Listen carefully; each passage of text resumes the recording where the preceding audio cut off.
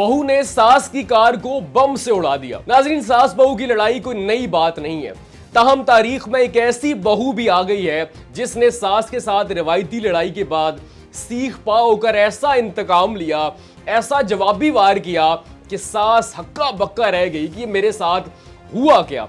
नाजरीन, दरअसल ये झगड़े की इब्तिदा एक जुमला बनता है जिसमें सास अपनी बहू को कहती है कि तुम मेरे बेटे का दुरुस्त इंतखाब नहीं हो। नाजरीन, 54 साला क्रिस्टीना अपनी 29 साला बहू अलीशा को ये कहती है कि मेरे बेटे ने तुमसे शादी तो कर ली, लेकिन मुझे ये लगता है और मुझे इस बात का दिन ब दिन यकीन होता जा रहा है कि तुम मेरे बेटे की दुरुस्त चॉइस नहीं हो, उसने गलत इंतखाब कर लिया।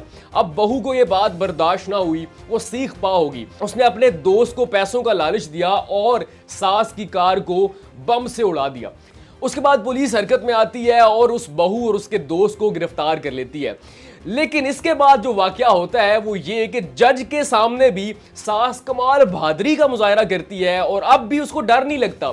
हालांकि इसी जुमले की वजह से उसकी जान जाते जाते बची है। उसकी बहू ने उसको बम से उड़ाने की कोशिश की, लेकिन उसके बावजूद सास कहती है कि मैंने ये कहा था कि तुम मेरे बेटे का दुरुस्त इंतखाब नहीं हो, इसी वजह से मेरी बहू को गुस्सा आ गया और उसने मुझे जान से मारने की कोशिश की। जब ये सारे सबूत अदालत में पेश किए गए तो अदालत ने उस बहू को 16 माह कैद की सजा सुनाई और उसके बाद उसके दोस्त के खिलाफ जो कार्रवाई है वो अभी होना बाकी है। नाज़रीन, इसी तरह के एक और वाकया भी मुझे याद आया, लेकिन उसमें थोड़ी सी शगुफ्तगी है। सऊदिया की खातून एक आलम के पास जाती है और कहती है कि क्या मुझ पे फर्ज है कि मैं अपनी सास यानी कि अपने शौहर की वालिदा की खिदमत करूं? तो वो आलम कहता है कि बिल्कुल भी नहीं, तुम पे तो बिल्कुल भी फर्ज नहीं है कि तुम अपनी सास यानी कि शौहर की वालिदा की खिदमत करो, लेकिन तुम्हारा जो शौहर है वो तो उसका बेटा है, उस पे तो फर्ज है।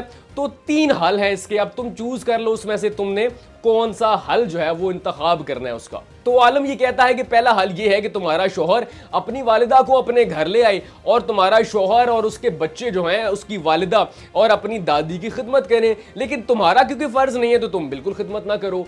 अब दूसरा हल ये है कि तुम्हारा शौहर अपनी वालिदा को दूसरा घर खरीद कर दे और उसके बाद वो अपनी वालिदा की खिदमत करने के लिए वक्तन फवक्तन आए रोज अपनी वालिदा की खिदमत करने के लिए उस घर में जाए। अब उसकी वालिदा अगर उसको कहती है कि रात रुक जाओ तो तुम्हारे शौहर पे फर्ज है कि वो रात रुके, और अगर उसकी वालिदा ये कहती है कि कई दिन रुको तो तुम्हारे शौहर पे, क्योंकि उसका बेटा है, उस पे फर्ज है कि कई दिन रुके। अब तीसरा हल ये है कि तुम्हारा शौहर, अब तुमने तो खिदमत नहीं करनी, तो तुम्हारा शौहर अपनी वालिदा की खिदमत के लिए एक नर्स लेके आए। अब नर्स आएगी तो उसकी तनख्वाह भी देनी पड़ेगी, तो घर के खर्चे से उसकी तनख्वाह अदा होगी। फिर वो नर्स होगी गैर महरम, घर के अंदर फितना फसाद का खतरा है, तो तुम्हारे शौहर पे अब फर्ज है कि फौरन उस नर्स से निकाह कर ले। अब उसको कई फायदे भी होंगे और कई तरह का सवाब भी मिलेगा।